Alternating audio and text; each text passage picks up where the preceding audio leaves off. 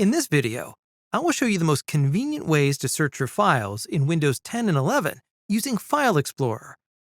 First, let us look at searching by file name. Once you have selected the folder you want to search in, type the file name you're looking for in the search box. If you want to search not only the file names, but also the text of the files, click on the Advanced Options menu and select File Contents.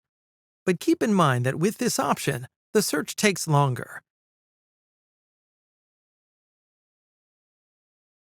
You can filter the result by file modification date. Click on the Date Modified menu and select the desired period. If you want to filter a certain type of files, click on the Kind menu and select the desired file type. In this case, I choose to show only pictures.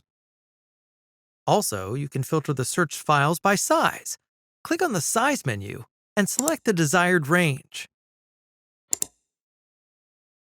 If this video is helpful for you, I would be happy if you like it and subscribe to our channel.